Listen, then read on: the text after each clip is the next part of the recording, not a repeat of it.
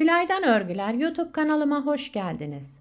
Bugün harika, zarif, şöyle yapımı oldukça kolay bir model başlayacağız. Modelimde kullanacağım ip bebe yünü. 100 gram 250 metre uzunluğu olan iplerden. İpime uygun kullanacağım şiş 3 numara. Kanalıma abone değilseniz abone olup videolarımı da beğeniyorsanız beğeni yapmayı, yorum yapmayı, beni desteklemeyi unutmayın arkadaşlar. Şimdiden hepinize teşekkürler. Dilerseniz yapım aşamalarına geçelim. İlmeklerimi çıkartarak başlıyorum. Bu model için ilmek sayısı 2 ve 2'nin katları olması gerekiyor. Yapacağımız örgüye göre bu şekilde ayarlayacağız ve modelimizi tam denk getirerek kuracağız. Yani çift sayıda olacak ilmek sayımız. Şöyle 2, 2 ve 2 böyle devam edecek. Ben ilmeklerimi tamamlayıp arka yüzünde de bir sıra düz örerek daha sonra modeli beraber kuracağız. İlmeklerimi tamamladım. Şişimde 14 ilmeğim var.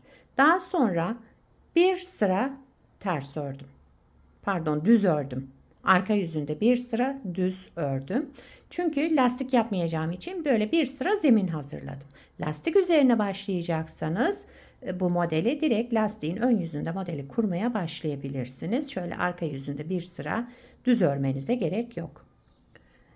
Modelin birinci sıra ön yüzündeyim.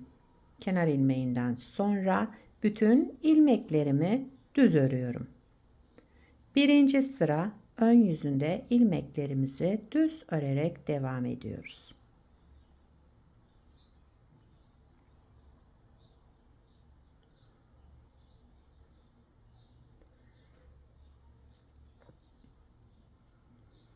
Kıvrılma yapmasın diye bir sıra şöyle arka yüzünde düz ördüm.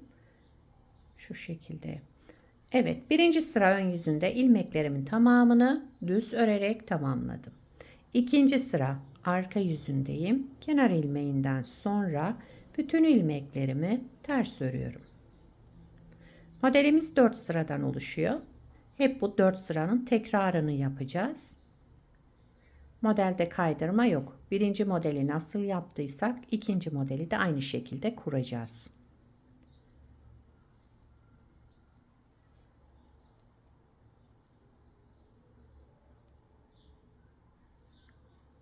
Evet, ilmeklerimi ters örerek ikinci sıramı tamamladım. Üçüncü sıra ön yüzündeyim. Burada yapacağımız işlem ilmeklerimizi ikili ikili alarak düz öreceğiz, yani keseceğiz. Kenar ilmeğinden sonra iki ilmeğimin ikisini bir aldım, sola doğru düz örerek kestim, tek ilmek çıkarttım. Sıradaki iki ilmeğimi ikisini bir kestim. Sıradaki iki ilmeğimin ikisini bir aldım, sola doğru kestim, tek ilmeğe düşürdüm. Üçüncü sıra ön yüzünde ilmeklerimizi böyle ikili ikili alarak düz örelim. Yani iki ilmeği kesiyoruz, tek ilmeğe düşürüyoruz. Kenar ilmeğimi de yine düz olarak ördüm. Bakın ilmeklerimiz yarıya düştü. Dördüncü sıra arka yüzündeyim. Burada tekrar artırma yapacağız. Kenar ilmeğinden sonra sıradaki ilmeğimi ters örüyorum. Ters olan ilmeğimi zaten ters ördüm. Şimdi burada artırma yapmak için şu ara boşluktaki ilmeğimi, bakın bu ilmeğimi aldım, sol şişime taktım ve tekrar bunu düz ördüm. Bir ters ilmek, artırma yapmak için sıradaki ilmeğimin ara boşluktan çıkardım ve düz ördüm. Bir ters ilmek, ara boşluktan şöyle aldım, bu ilmeğimi düz olarak ördüm.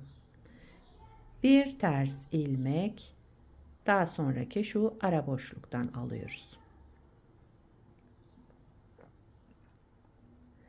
Bütün ilmeklerimi bu şekilde sıra sonuna kadar devam ediyorum. Son ilmeğe geldim. Burada ilmeğimi ters ördüm. Şimdi tekrar artırma yapmam gerekiyor. Şuradan bakın, ara boşluktan yine ilmeğimi çıkardım ve düz olarak ördüm. Daha sonra kenar ilmeğimi ördüm. Sıra başında artırma yapmadan başladım. Sıra sonunda artırma yapmayı unutmayın.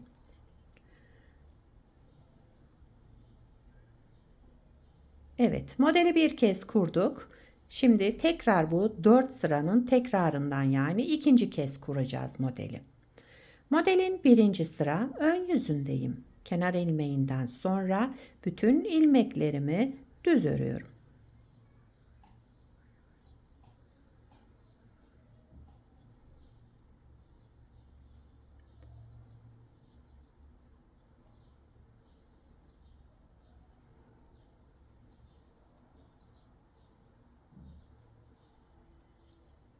Evet. İkinci sıra arka yüzündeyim. İlmeklerimin tamamını burada ters örüyorum.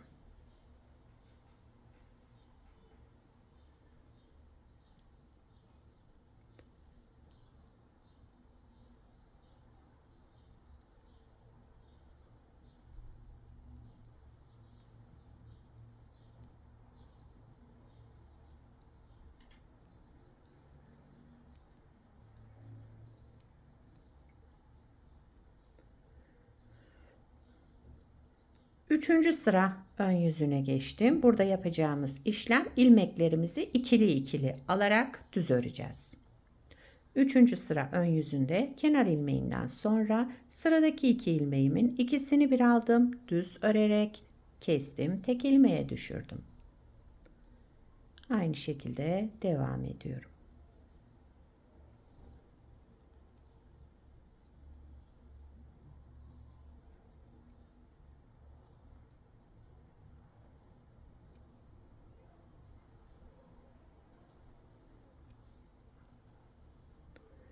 Kenar ilmeğimi de düz olarak ördüm. Üçüncü sırayı tamamladım.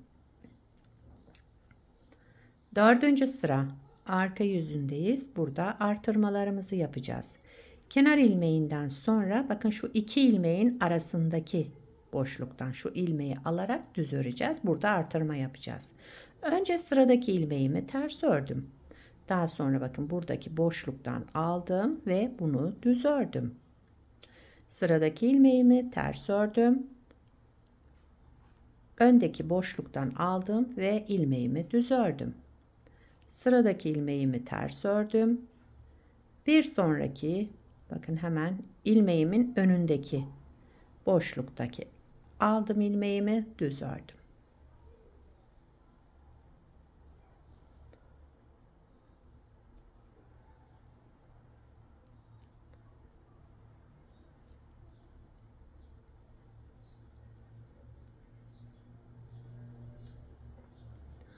Son ilmeğimi de yine ters olarak ördüm ve hemen arka boşluğundan bir ilmek çıkardım. Bakın kenar ilmeğimin önünden yani.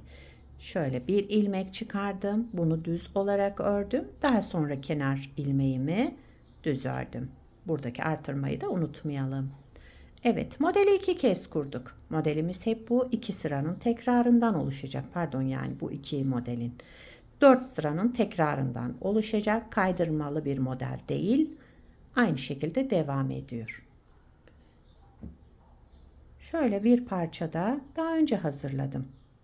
Bunda da lastik kullandım. Burada arka yüzünde bir sıra düz örmüştük sadece.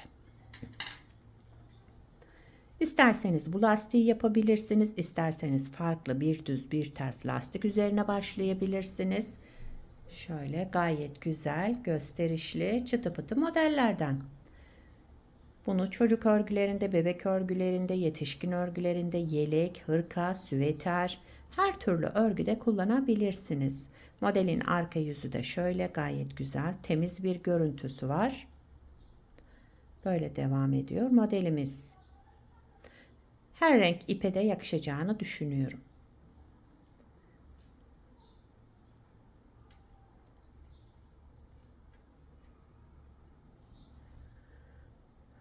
Yapacak olanlara kolay gelsin. Bir sonraki videoda görüşmek üzere. Hoşça kalın.